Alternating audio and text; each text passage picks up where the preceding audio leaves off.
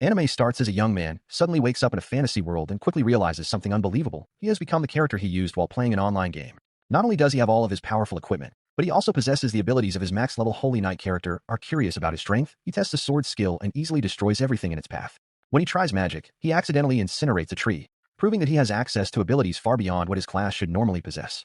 Soon, Ark faces a major problem. After drinking water from a river, he removes his helmet and discovers that his face is actually that of a skeleton. Remembering that he chose a skeleton avatar in the game, he realizes that people would see him as a monster if they discovered his true appearance. To avoid causing panic, he decides to keep his helmet on at all times and travel as a mysterious armored knight.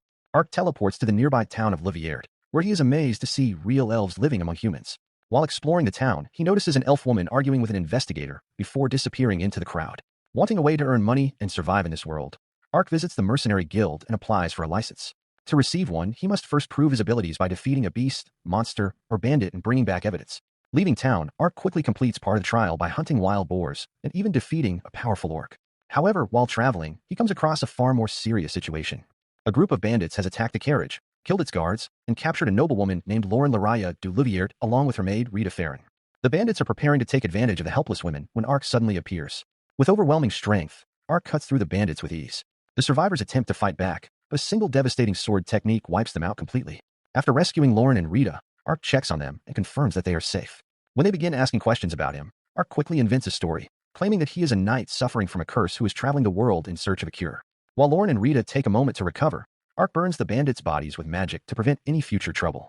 He also gathers their valuables and horses before escorting the two women back toward town. During the journey, Rita repeatedly thanks Ark for saving them, while Lauren remains strangely interested in the mysterious knight who appeared out of nowhere and effortlessly defeated an entire bandit group. Back in Liberate, Ark returns to the mercenary guild and submits proof of the monsters he defeated. The receptionist explains how monster runestones can be collected and processed into useful items before officially granting Ark his mercenary license. With his first goal accomplished, Ark checks into an inn, enjoys a large meal after his exhausting day, and finally relaxes. As he settles into his new life, Ark looks forward to taking on more quests, unaware that his adventures in this strange world have only just begun. Ark accepts a simple guild request from a small village called Rada Village. The job is to escort someone while they gather medicinal herbs in the nearby forest. Upon arriving, he learns that the request was posted by a young girl named Marka, who lives with her mother Chiyome and younger sister Helena. When Ark arrives at their home, Marka is surprised by the imposing knight standing at her door. After welcoming him inside, she explains that she wants to complete the job before her mother returns. As they travel toward the forest, Marka reveals the truth. Her father died the previous year, leaving Chiyome to raise the family alone. Since then, her mother has worked tirelessly collecting herbs to support them. Wanting to ease her mother's burden and make her happy, Marka secretly posted the guild request. Touched by her determination and love for her family, Ark becomes even more determined to help her. While searching for herbs, Marka impresses Ark with her extensive knowledge of plants and nature. During their journey, they hear rustling nearby and discover a strange green creature with multiple tails hiding in the bushes. The little monster is injured and frightened. When Ark reaches out, it bites his finger, but instead of getting angry, he uses healing magic to treat its wounds. Grateful for the kindness, the creature quickly becomes attached to him. After some discussion, Ark names the creature Ponta, and it happily follows them around. Meanwhile, back in the village, rumors begin spreading about a dangerous monster roaming the forest. Around the same time, Chiyome returns home and learns that Marka has gone into the woods with a mysterious knight. Worried about her daughter's safety, she rushes to find her. Deep within the forest, Ark and Marka eventually reach a rare kabomi tree. However, just as Marka approaches it, a massive giant basilisk suddenly appears. Ponta immediately reacts with fear, allowing Ark to realize that this monster was responsible for injuring the little creature earlier. The giant basilisk attacks without hesitation. Ark quickly pulls Marka out of danger and begins fighting the enormous beast. The monster uses poisonous breath, paralyzing claws, and even petrification abilities, but Ark calmly analyzes every attack while protecting Marka. Using his powerful holy shield, he blocks the creature's deadly abilities before unleashing a devastating holy attack called Judgment. The strike cuts the giant basilisk clean in half, ending the battle instantly. As the dust settles, Marka celebrates their victory, knowing the village will finally be safe. However, Ark asks her to keep his involvement secret. While examining the monster, he notices a mysterious ring attached to its leg that suddenly disappears. This leaves him wondering whether someone may have been controlling the beast. Shortly afterward, a fang boar appears. Ark easily defeats it and decides to present the monster as a gift to the village. He keeps only the fangs and rune stone as payment, while suggesting that the hide be turned into clothing for Marka and the meat distributed among the villagers. Upon returning, Marka is warmly reunited with her worried mother. As evening arrives, Ark prepares to leave. Before he goes, Helena presents him with a flower crown as a token of thanks. Touched by the gesture, Ark departs with Ponta by his side. That same night, elsewhere in the forest, a large military force struggles to defeat another giant basilisk. After suffering numerous casualties, the soldiers learn that someone else managed to kill a similar monster entirely alone. Hearing this unbelievable report, their commander concludes that whoever accomplished such a feat must be either a god or a devil. Back at the inn, Ark relaxes with Ponta and reflects on the day's events. With his confidence growing, he begins considering taking on far more difficult quests in the future. After defeating the bandits hiding inside a cave, Ark discovers a large stash of treasure, along with several empty cages. At first, he doesn't think much of them. Elsewhere, Marquis Triton learns that the assassination attempt on Lauren has failed, and that the giant basilisks released in Louvierde have already been killed. Frustrated by the news, he orders his men to secure the product and send it to the market while making sure Princess Ariane learns nothing about it. Meanwhile, Ark leaves the cave only to be suddenly attacked by the dark elf warrior he met earlier. Believing him to be a bandit, Ariane launches an assault, but quickly stops when she notices Ponta, a spirit beast, resting on his shoulder. Realizing Ark isn't an enemy, she explains that bandits in the area have been kidnapping elves. Ark then understands that the cages he found were used to hold captured elves before they were sold as slaves. Although Ariane refuses his offer to help and leaves, Ark decides to assist anyway, treating it like a special quest from a game. The next day, Ark teleports near the elven forest, hoping to find clues. Soon, he spots a young elf girl trying to escape from a group of bandits. Their leader, Udelin, cruelly catches her and even stabs her leg when she resists. Before Ark can intervene, Ariane suddenly appears and cuts through several bandits in a single strike. The criminals recognize her as a rare dark elf and talk about how much money she would bring on the slave market, but Ariane effortlessly defeats nearly all of them. Just as she gains the upper hand, Udelin grabs one of the captured elf girls and takes her hostage. Seeing his chance, Ark teleports behind him and slams him with his powerful armor lariat attack, knocking him out instantly. Together, Ark and Ariane finish off the remaining bandits and free the imprisoned elves. Ariane discovers that the captives are wearing mana-eating collars, magical restraints that prevent elves from using spirit magic. Ark shocks her by easily removing the curse and healing the injured girls with powerful magic. Impressed by his abilities, Ariane watches as he removes the remaining collars and heals the rest of the captives. Soon, several cloaked elves arrive to escort the rescued girls home. Afterward, Ariane questions Ark about his true identity, amazed by the strength and magic he displayed. However, Ark insists that he is just an ordinary traveler. At that moment, Ariane's spirit messenger returns with important news. The main organization behind the elf kidnappings has been traced to the city of Diento, and the elves are preparing to strike back. Realizing she will need help, Ariane finally asks Ark to join her mission. After hearing Ariane's request, Ark considers whether her fellow elves will be willing to trust a mysterious outsider like him. However, Ariane confidently says that if she can trust him, then her companions can as well. Accepting her offer, Ark agrees to help rescue the captured elves. Using his powerful gate magic, Ark teleports himself, Ariane, and Ponta to a location near the city. Ariane is surprised by how easily he can travel such long distances. They soon meet Danka, Ariane's companion, who initially gives Ark a cold and intimidating stare. The group heads to a restaurant where Ariane formally introduces the two. During their discussion, Ark learns more about elf naming customs and realizes that Ariane and Danka are related through the Maple family name. When the conversation turns to the rescue mission, Ark confirms that he can use teleportation magic. Ponta then appears on his shoulder, causing Danka to immediately recognize the legendary spirit beast. This revelation greatly improves Danka's opinion of Ark. He explains that the elves are being held somewhere within the city's theater district, and the group decides to launch their rescue operation after nightfall when security is weakest. While waiting, Ark sells the valuables he collected from defeated bandits and claims their bounties, earning himself a decent amount of gold. He then enjoys a meal with Ponta before returning to meet the others. Meanwhile, the imprisoned elves remain hopeful that someone will come to save them despite their captors mocking their confidence. As night arrives, the rescue mission begins. Unknown to the group, a mysterious figure secretly follows them. Reaching the target building, Ark uses Dimension Move to teleport everyone onto the rooftop. After entering the building, they discover several bandits already lying dead, suggesting that someone else has infiltrated the place before them. The group splits up the search more efficiently. While exploring, Ark suddenly encounters a female ninja.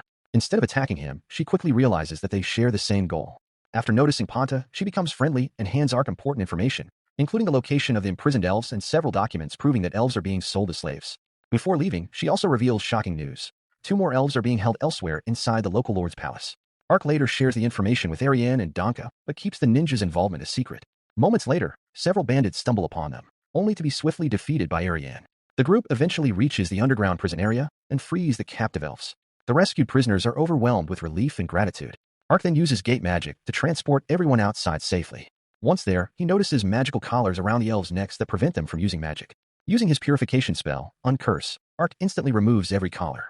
The incredible display of magic leaves Danka completely astonished. It becomes clear that Ark possesses abilities far beyond those of an ordinary adventurer. Although many elves have now been rescued, Danka reminds everyone that the mission is not yet finished. He volunteers to escort the freed elves back to safety while Ark and Ariane continue the operation. Determined to save the remaining captives, Ark uses Dimension Move once again and heads with Ariane toward the Lord's palace. From a distance, the mysterious ninja watches them alongside another ninja and comments that their paths will likely cross again in the future. Ark and Ariane continue their mission to rescue the last 2 captured elves, Senna and Unna, who are being held inside Lord Triton's mansion. While the elves are restrained in Triton's room, the corrupt noble scolds his son Eudolin for his recent failures, completely unaware that trouble is about to arrive. Using Dimension Move, Ark and Ariane infiltrate the mansion grounds. After being spotted by guards, Ark creates a massive distraction by slicing apart the mansion's bell with his powerful wyvern slash. As alarms and confusion spread throughout the estate, the two make their way inside. The disturbance quickly reaches Triton. While he is discussing the situation, the wall behind him suddenly explodes. Through the smoke emerge Ark and Ariane, who boldly announce that they have come to rescue the imprisoned elves. Ariane immediately knocks Triton down while Ark frightens Eudolin into complete panic. During the chaos, Ark discovers a secret room hidden within the mansion. Inside the hidden chamber, Ark finds a large stash of gold and valuables. While Ariane and the rescued elves focus on venting their anger toward Triton, Ark quietly helps himself to the treasure. When Ariane later catches him gathering the gold, Ark quickly claims that he is confiscating the money to prevent the corrupt family from rebuilding its influence. Ariane accepts the explanation without suspicion. Soon afterward, explosions erupt throughout the mansion. To avoid being caught in the destruction, Ark teleports himself and Ariane to safety. With the rescue complete, Ariane thanks Ark for all of his help. Although the reward she originally promised is not nearly enough to repay him, she offers something far more valuable, an invitation to travel with her to the elven homeland, where many more elves may still need saving. Ark is thrilled by the idea but worries about how the elves will react to someone like him. Ariane admits that the elders may have concerns, especially since Ark never removed his armor. Curious, she asks why he always hides his face. Ark then asks whether she would attack him if she saw what he truly looked like. After Ariane promises that she would not, Ark finally removes his helmet and reveals his skeletal appearance. Rather than reacting with fear, Ariane calmly listens as Ark explains that he suffers from a curse that transformed his body. Since he has repeatedly risked his life to help others, she chooses to trust him completely. She even suggests that the elders of her homeland may know a way to restore his original appearance. Relieved to finally share his secret with someone, Ark and Ariane formally strengthen their friendship and continue their journey together. Meanwhile, in the capital city of Olov, King Carlin holds a meeting with his children regarding the growing scandal surrounding the illegal elf slave trade. Prince Sect argues that Lord Triton was secretly selling elves to foreign nations, while Prince Dakars denies the accusations. Princess Uriarna warns that if the rumors are true, relations with the elves in neighboring countries could collapse. Realizing the seriousness of the situation, King Carlin orders a full investigation and assigns Uriarna to travel and help ease tensions with the elves. Back on the road, Ark, Ariane, and Ponta travel through a dense forest toward the elven homeland of Lalatoya. During their journey, they set up camp near a stream.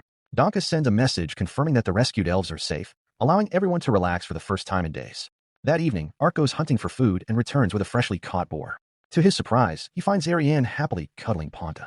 The sight embarrasses her when Ark catches her in the act, while Ark jokingly decides that he wants some cuddle time with Ponta as well. The lighthearted moment helps strengthen the bond between the traveling companions. Elsewhere, Princess Uriarna privately discusses the slave trade scandal with her maid Ferna. She suspects that powerful nobles may be involved and understands that the kingdom's future could be affected by the outcome. Nevertheless, her immediate priority remains repairing relations with the elves. After days of traveling, Ark and Ariane finally arrive at Lalatoya, the homeland of the elves. Upon reaching the village gates, Ariane requests permission to enter and speak with the village elders. Since Ark is an outsider, he is asked to wait outside until a decision is made. Hours pass before he is finally allowed inside the beautiful elven village. Ariane leads Ark to the home of the village elder, where he is introduced to the leaders of Lalatoya. To his surprise, the elder, Dylan Tog Lalatoya, and his wife, Glennie Salna Lalatoya, are actually Ariane's parents. Dylan thanks Ark for everything he has done to rescue the captured elves, though he also scolds Ariane for recklessly attacking Lord Triton's mansion. Inside their home, Ark explains everything that happened, including the discovery of documents proving the existence of an illegal elf trafficking operation. Realizing the seriousness of the situation, Dylan promises to inform the other elders so they can decide how to respond. Later, Glennies prepares dinner. Ark becomes nervous because eating in front of others could expose his skeletal appearance, but he soon learns that Ariane's parents already know about his condition and accept him without fear. Relieved, Ark finally enjoys a peaceful meal. The next morning, Ark discovers that Ariane and Dylan have already left for a meeting with the elders. While they are away, Glennies gives Ark a tour of the village and shares stories about its history. During the tour, two young elf girls approach Ark and thank him for rescuing them from the slavers. Their gratitude reminds Ark that his efforts have genuinely changed lives. Meanwhile, the elders gather to discuss the violation of the centuries-old treaty that forbids the enslavement of elves. Many are angered by the discovery, but after lengthy debate, they decide to first observe how the rodent kingdom responds to the incident before taking any drastic action. Back in the village, Glennies challenges Ark to a friendly sparring match. Despite Ark's immense power, Glennie's swordsmanship and experience allow her to overwhelm him with surprising ease. The battle serves as a reminder that strength alone is not everything.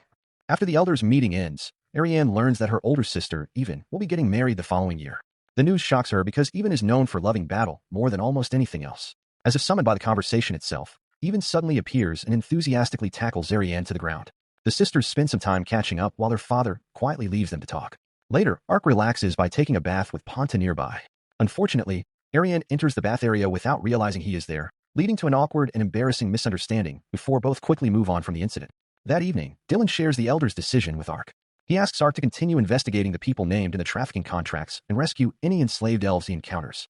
Knowing that money alone would not be enough reward for such a dangerous mission, Dylan offers Ark something much more valuable: information about a possible way to remove his curse. Dylan explains that a magical spring exists near the territory of the Dragon Lord, a legendary being powerful enough to make even experienced warriors cautious. The spring is said to possess the ability to remove curses, but reaching it will not be easy because powerful spirit beasts and the Dragon Lord itself guard the area. An elf mediator is also required to gain safe access. Interested in the possibility of regaining his human appearance, Ark accepts the mission. Ariane immediately volunteers to accompany him, and Ark gladly agrees. That night, Ark lies awake thinking about his skeletal body. He begins to wonder whether his appearance is truly a curse at all. If it were, then perhaps his own magic could remove it. Curious, he decides to test his theory by casting Uncurse on himself.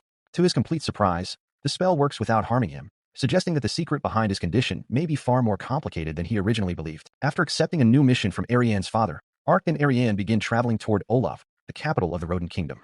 Along the way, Ark reflects on a discovery he recently made about his skeletal body. Although his Uncurse spell can temporarily restore his appearance, the effect eventually wears off, proving that whatever transformed him is not an ordinary curse. As they travel through the wilderness, the group reaches a pond inhabited by giant dragonflies. The insects immediately swarm Ark, sending the powerful knight into a panic. Despite being able to defeat powerful monsters with ease, Ark reveals that he has a serious fear of insects, much to Ariane's amusement. Later, while resting at a village inn, Ark admits his weakness to Ariane over dinner. The local waitress warns them about taking a shortcut through the nearby forest because it is infested with dangerous monsters known as haunted wolves. Even after hearing the warning, Ariane chooses the forest route because it will allow them to reach their destination faster and potentially rescue more elves. Ark reluctantly agrees and follows her lead. Meanwhile, Princess Uriarna prepares to leave the capital alongside her attendant Ferna. She intends to travel quickly to improve relations with the elves following the recent slave trade scandal. However, unknown enemies secretly watch her movements from shadows. As Ark and Ariane enter the forest, Ariane explains that the fur from a haunted wolf's tail can be used to create beautiful veils, making it a valuable wedding gift. Since her sister Even is getting married soon, Ariane hopes to collect some of the fur for her. Before long, the pair are attacked by a pack of haunted wolves. The creatures use illusion magic to confuse their enemies, making them difficult to fight. During the battle, Ark notices something unusual about the pack leader. Attached to its leg is a strange ring identical to one he previously found on a giant basilisk. Realizing the ring is controlling the monster, Ark cuts it off. Immediately, the wolf regains its senses and calls the rest of the pack to retreat. After the battle, Ark tells Ariane about the mysterious rings and how he has now encountered them on multiple monsters. The discovery suggests that someone may be deliberately controlling powerful beasts from behind the scenes. While Ariane gathers fur from one of the defeated wolves, Ark begins to suspect a larger conspiracy. Elsewhere in the forest, Uriarna reflects on the political situation within the kingdom. She believes her brother Dekars is responsible for the elf trafficking operation, while her other brother, Sect, is content to let events unfold. Suddenly, her carriage comes under attack. A group of hooded assassins ambushes Uriarna's escort. During the assault, Uriarna and Ferna are seemingly killed, while one of the guards reveals himself to be a traitor. At that moment, Pontus senses the disturbance and rushes toward the battlefield, leading Ark directly to the scene. When Ark arrives, he finds Uriarna and Ferna lying lifeless on the ground. Before he can react, the assassins bombard him with powerful magic attacks. However, the spells are completely ineffective against Ark's overwhelming defenses. Just as the battle escalates, the same haunted wolves from earlier appear and attack the assassins. With the wolves' help, Ark defeats several of the attackers while the remaining assassins flee into the forest. After the battle, Ark faces a difficult decision. He decides to use the powerful regeneration spell on Uriarna, Ferna, and the injured guards. The spell successfully heals their fatal wounds and brings them back from the brink of death. As Uriarna briefly regains consciousness, she catches a glimpse of Ark and mistakes him for an angel. When Uriarna fully awakens, she learns from Ferna that a mysterious savior healed everyone. Believing that divine intervention saved their lives, she declares it a miracle and inspires her surviving guards to continue their mission. Meanwhile, Ark quietly watches from a distance before rejoining Ariane and continuing their journey. Eventually, Ark and Ariane arrive at Olaf. Shortly after entering the city, they witness a young woman effortlessly defeating 3 aggressive men. To Ark's surprise, the woman turns out to be the mysterious ninja he met during the elf rescue operation. She introduces herself as Chiyome, one of the elite members of the Jinshin clan. Thanking Ark and Ariane for helping free the slaves in Diento, she invites them to speak privately at an inn. There, Ark introduces himself and Ponta, while Ariane formally introduces herself as well. Curious about their previous encounter, Chiyome asks Ark how he immediately recognized her as a ninja. Ark casually explains that ninjas exist where he comes from. This revelation shocks Chiyome, who reveals that the founder of her clan, a man known as Hanzo, came from a similar place around 600 years ago. The information leaves Ark stunned. He begins to suspect that another person from his original world may have been transported to this fantasy world centuries earlier. Before he can think too deeply about it, Chiyome explains why she sought him out. She requests his help in rescuing enslaved beastmen, including members of her own clan who have been captured. Although Ark is already helping Ariane investigate the elf trafficking operation, Ariane sympathizes with Chiyome's situation. Having spent much of her life rescuing kidnapped elves, she understands Chiyome's pain and immediately agrees to help. With Ark on board as well, the group forms a temporary alliance. Meanwhile, inside the royal palace, Prince Dakars grows furious after learning that the haunted wolves under his control have stopped responding to commands. His associate, Centurion, suggests that someone may have destroyed the magical rings controlling them. He also warns Dakars that Princess Uriarna likely survived the assassination attempt. Realizing his plans are beginning to unravel, Dakars retreats to a hidden safe house. As Ark's group travels through the city, Chiyome shares more information about the Jinshin clan. She explains that their founder, Hanzo, was actually a human who took an abandoned beastmen and taught them the ways of ninjutsu. Hearing this strengthens Ark's suspicion that Hanzo originated from the same world he did. The group eventually reaches their destination, Etsit Market, the largest slave market in Olaf. Chiyome reveals the plan for that night's operation. While several of her clan members attack slave markets across the city, Etsit Market will serve as the main diversion. She admits that not everyone involved may survive, but she is determined to free as many captives as possible. Ark immediately asks whether Etsit is merely a decoy target. Chiyome confirms this and explains that multiple rescue operations will occur simultaneously. Despite the risks, Ark and Ariane refuse to back down. Ark's confidence in his teleportation magic gives everyone hope that casualties can be minimized. Later, Chiyome introduces Ark to another ninja named Gomen. When Ark hears the name, he jokingly questions whether it is a real name or a title. Chiyome explains that Gomen is a title given to the most skilled warrior of their clan. After a brief misunderstanding that nearly turns into a fight, Ark and Gomen quickly discover that they get along surprisingly well. When night falls, the rescue operation begins. The team splits into two groups. Ariane and Chiyome attack from the front, while Ark and Gomen infiltrate the market from the rear. Approaching the back entrance, Gomen enhances his body with powerful earth-based techniques while Ark prepares to charge in. Together they smash through the gate and storm the compound. Ark effortlessly cuts down numerous guards, while Gomen's hardened body shatters the weapons of anyone foolish enough to attack him. As more enemies rush toward them, Ark unleashes powerful earth magic, blasting through their ranks. His intimidating laughter and overwhelming strength terrify the guards, causing panic to spread throughout the market. Working together, Ark and Gomen combine their magic attacks, creating a massive chain reaction that devastates the surrounding area. At the same time, Ariane and Chiyome successfully breach the front entrance and push deeper into the slave market. As the assault on Etsit Market continues, Prince Dakars receives alarming news from his ally Cetrion. Not only is the largest slave market under attack, but 4 other slave markets across the city are being targeted at the same time. Chiyome, Ariane, and Panta continue pushing deeper into the compound. Guards quickly discover them, but Chiyome effortlessly defeats them using her ninja techniques. When additional guards arrive, Ariane supports her with powerful fire magic, clearing the path ahead. The group eventually reaches the prison area where countless beastmen and other slaves are being held captive. Chiyome proudly announces that she is a member of the Jinshin clan and has come to rescue them. Hearing this, many of the prisoners regain hope for the first time in years. As Chiyome unlocks the cells, more guards rush in, only to be swiftly defeated by Ariane. Meanwhile, outside the market, Ark and Gomen emerge from the destruction caused by their earlier assault. After reuniting with Chiyome's group, they learn where the remaining prisoners are being held. Gomen volunteers to stay behind and hold off any reinforcements while Ark, Ariane, and Chiyome continue rescuing slaves inside. As they search the facility, they uncover a horrifying truth.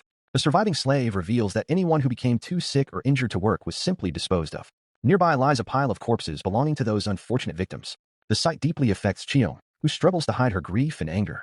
Putting aside their emotions, the group focuses on saving as many people as possible. Ark repeatedly uses his teleportation magic to transport large groups of rescued slaves to safety. Thanks to his incredible abilities, hundreds of captives are freed far faster than would normally be possible. After evacuating the survivors, Ark returns to assist Gomen. Despite being heavily outnumbered, Gomen has held the line against the incoming reinforcements. Together, the two unleash devastating earth magic that completely overwhelms the enemy forces. Their combined attacks leave the reinforcements helpless and bring the battle to an end. Once the fighting is over, the group gathers the bodies of the deceased slaves and give them a proper burial. Ariane respectfully cremates the remains, allowing the victims to rest in peace. Watching the ceremony, Chiyome renews her determination to become stronger so that tragedies like this will never happen again. Elsewhere, the political situation takes a shocking turn. Prince Dakars is suddenly assassinated by his own ally, Cetrion. It is then revealed that Cetrion has secretly been working with Prince Sect all along. Believing Princess Uriarna to be dead, Sect is delighted. With Dakars eliminated and Uriarna supposedly gone, he believes he is now the sole heir to the throne. After completing the rescue mission, Ark and Gomen share another friendly bonding moment, having gained mutual respect through battle. Chiyome once again speaks of her desire to grow stronger, while Ariane encourages her to keep moving forward. Sometime later, the group leaves Olaf by boat. During the journey, Chiyome explains that she and Gomen will soon return to a hidden village located in the Calcut Mountains. Before parting ways, however, she fulfills her promise and shares important intelligence regarding the slave trade. At the same time, Princess Uriarna finally reaches the Grand Duchy of Limbolt and reunites with her older sister, Seriarna. There she learns that the kingdom believes she is dead. The only evidence of her supposed death was a necklace she always wore, which had somehow been recovered after the assassination attempt. Realizing someone is manipulating events from the shadows, Ariane decides to keep her survival a secret for now and continue her diplomatic mission with the elves. Back on the boat, Ariane uses a whisper bird to send Danka an update about recent events. Chiyome's information reveals a major breakthrough. Many of the remaining enslaved elves are being held inside the Holy Revlon Empire. This discovery gives Ark and Ariane a new destination and a new objective. As they begin traveling east toward the Empire, Ark notices how much Ariane has changed since they first met. She has become more trusting, more open, and increasingly willing to rely on him. Meanwhile, inside the Holy Revlon Empire, Emperor Domitianus receives news of Dakar's death. Although pleased by Ariane's presumed demise, he learns that the magical control rings supplied to Dakar's have been destroyed and that an unknown third party has interfered with their plans. Suspecting the Prince sect may be involved, the Emperor shifts his attention to a larger scheme already in motion. Far away, a mysterious man named Fumba watches as a giant worm-like monster, bearing one of the same control rings, slaughters another creature. As Ark and Ariane continue their journey toward the Holy Revlon Empire, they travel through a vast desert region. While crossing the wasteland, Ark becomes excited when he spots a flock of sand wyverns flying overhead. Unfortunately, those same monsters prevent Ariane's whisper bird from delivering messages because the frightened bird refuses to fly near them. Wanting to help, Ark casts a large area lightning spell to drive the wyverns away. However, the spell works a little too well and accidentally shocks Ariane, Panta, and the poor whisper bird along with the monsters. As Ark desperately tries to figure out what went wrong, an unknown observer secretly watches him from afar and takes notes. That evening, the group reaches a small town. Ark apologizes for the accident, and Ariane explains more about their route into the Holy Revlon Empire. She admits that she has been unusually tense ever since learning the remaining elves are being held there. Unlike the Rodent Kingdom, slavery is openly accepted within the Empire, making it an especially dangerous place for an elf. While discussing their plans, they are approached by the mysterious observer, who introduces himself as Karsi Held, an elf who studies monsters. Before he can properly explain himself, Ariane immediately places a pot over his head and warns him that openly revealing himself as an elf is dangerous. To her surprise, the townspeople greet Karsi warmly, showing that he is well-liked despite being an elf. Over drinks, Karsi explains that he has lived among humans for 10 years and dreams of a future where humans and elves can coexist peacefully. Ariane finds his optimism difficult to believe, but Karsi points out that she herself is traveling alongside a human knight and a spirit beast. Although Ariane insists Ark is a special case, she reluctantly listens to him. Karsi then asks for their help with a monster research project. Ariane initially refuses, but Karsi offers them a detailed map of the Revlon Empire along with a bestiary. Recognizing how valuable these resources could be, Ark convinces Ariane to accept the request. Later that night, Ark pays for a room at the inn, and the owner rewards them with a large barrel of alcohol. While drinking together, Ark and Ariane discuss Karsi's dream of peace between humans and elves. As the evening continues, Ariane becomes extremely drunk and starts acting far more openly than usual. The next morning, she wakes up with a terrible hangover and briefly panics when she sees what appears to be a skeleton nearby, only to remember that it is Ark. When they meet Karsi the following day, he casually reveals that the entire town overheard parts of their conversation from the previous night.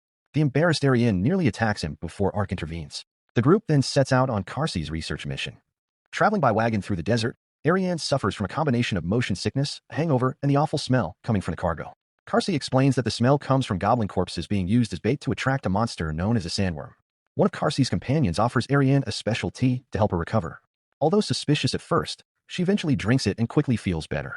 During the journey, Ark asks Karsi about the sandworm, learning that it is an extremely dangerous monster that lives beneath the desert sands. Before long, the bait works a little too well. A gigantic sandworm suddenly appears, far larger than anyone expected. When Ariane rushes to rescue Karsi's companion, the monster ambushes her.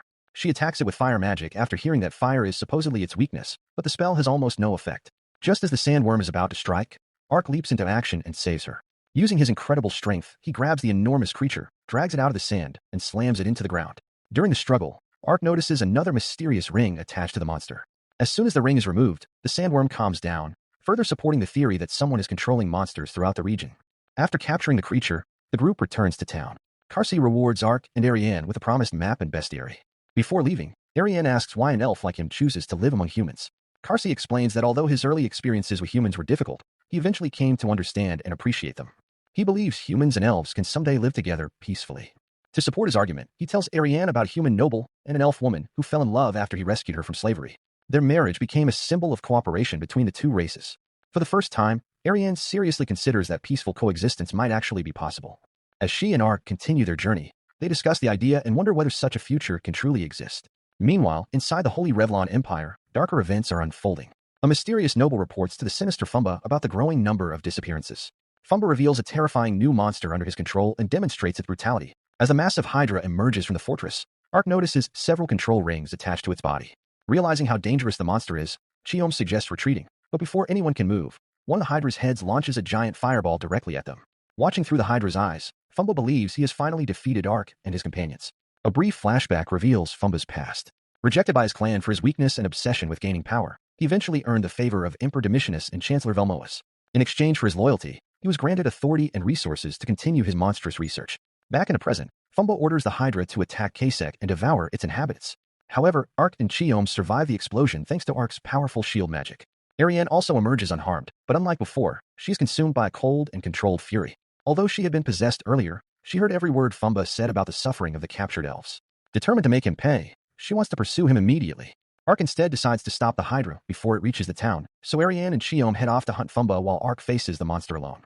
Meanwhile, within the Holy Revlon Empire, Chancellor Velmoas informs Emperor Domitianus that research on the Rings of Submission is nearly complete.